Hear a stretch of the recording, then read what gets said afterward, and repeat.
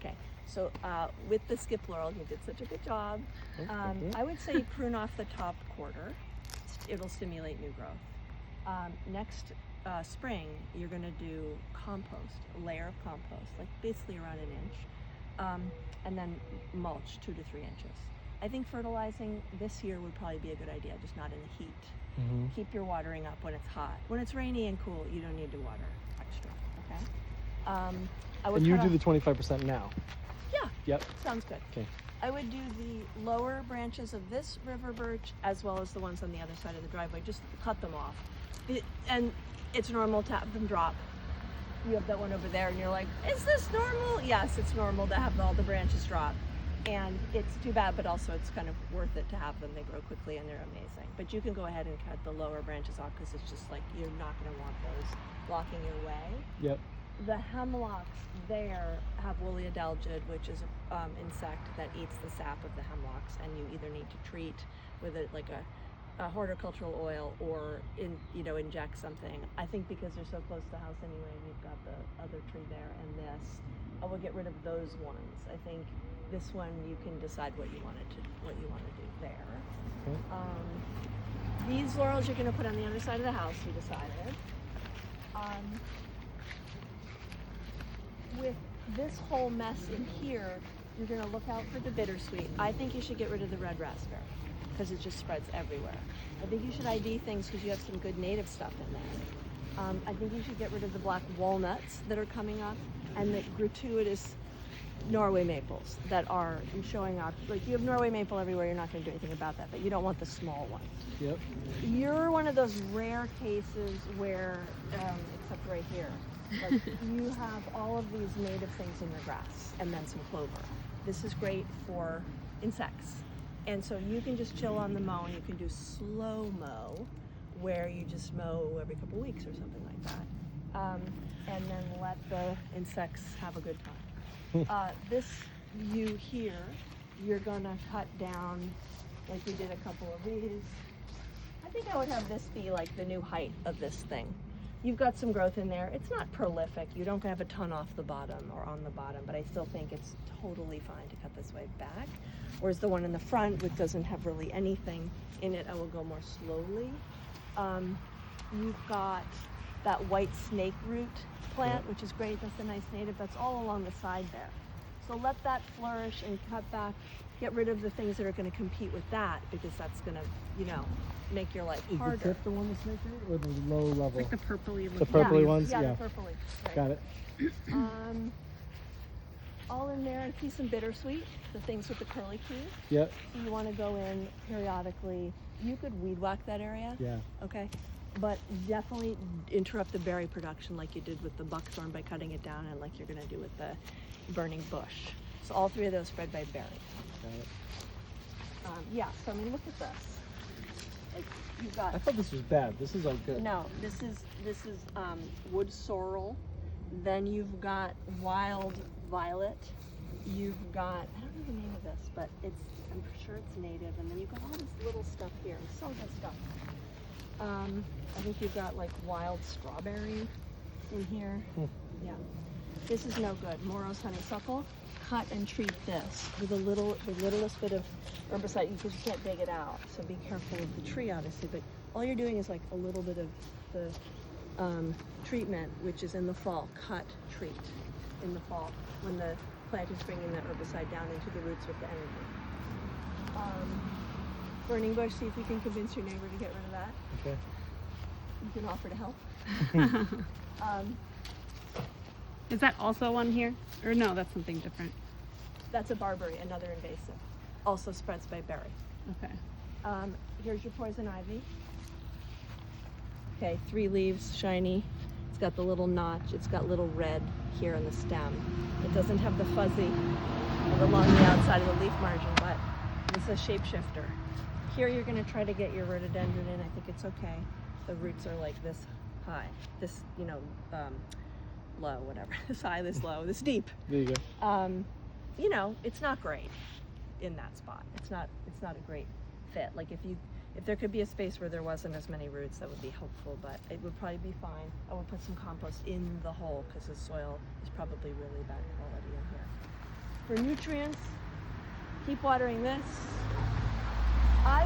So one of your skip laurels here, I would go this far away from the house, bring the line out, so you don't have to be pruning constantly.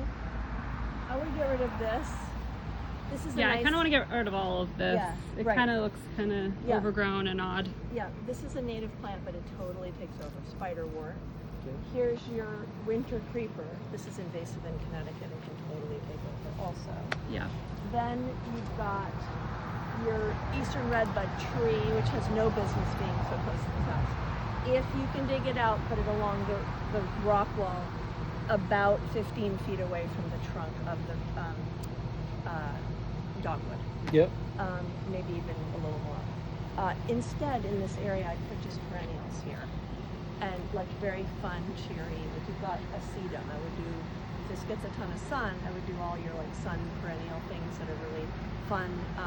Pollinators like black-eyed Susans and the sedum and some coreopsis and maybe some salvia and maybe some asters, like smooth asters for the end of the season, the sedum. You could even try like some Stelladora daylilies or something, you know, so that now you've got some blooms for the whole season. You could try echinacea. I don't know how about the bunnies are here. Okay, but Yeah, we have a lot that of will bunnies. Fill in the whole area there, which would be really pretty. Here, there's your Stelladora lily. Actually, you probably divide that. I mean, it's tiny, but Yeah. that's the kind of thing that I think would be good there.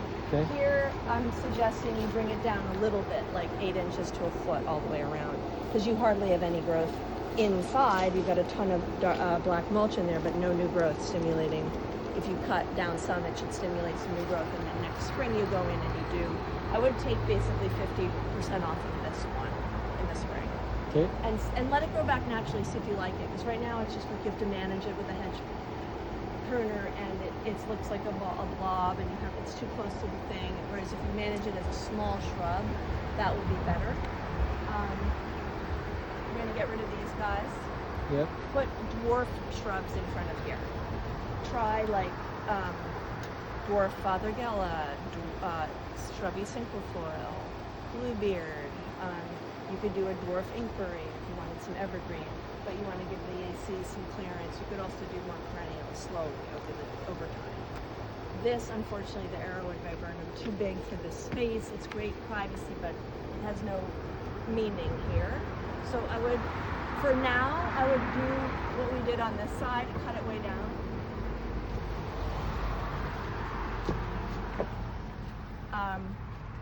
Like take off where I cut here. I would bring everything down this height and consolidate it vertically. Okay. So it will grow back, and then when you're ready to take it down, I don't know how you're going to get rid of it because you're digging it out is going to be such a chore. Yeah. But you might have to just take it down to the bottom and like Treat put it.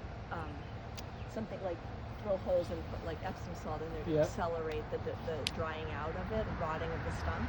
Anyway, you're going to take down this guy, which shouldn't be here in the middle of the lawn. You're going to get rid of the common burdock, those weeds there, get rid of the burning bush, and keep the lilac, and try to get the eastern redbud in over there, like I said. And here is where you have mechanical hydrangea, if you can get that out. Other shrubs to be along here, big ones. So you could try like small evergreen trees, like the false cypress gold. You can also try more deciduous shrubs like 9-bark, and I said the fothergilla thing over there. You could do the red twig dogwood, red osier, or ivory halo. Those get humongous. Go to space. You have to be careful though, because like an ivory halo gets wide. The red twig you can prune vertically. Okay. You have the sidewalk there. You don't want to take up too much of the lawn. Yeah. So I think you're looking for narrow things, basically. Okay? So you're getting rid And of those this. grow well here? Those are all natives, Yeah. not the ivory halo. So you're getting rid of, I would get rid of these, Yeah. Yeah. and I would get rid of this. This is the one you're going to try to move. I would prune these way down, these Yeah. Japanese polys. That one you're going to just cut down, that red bud, unfortunately. And then I would bring these way down too. Yep.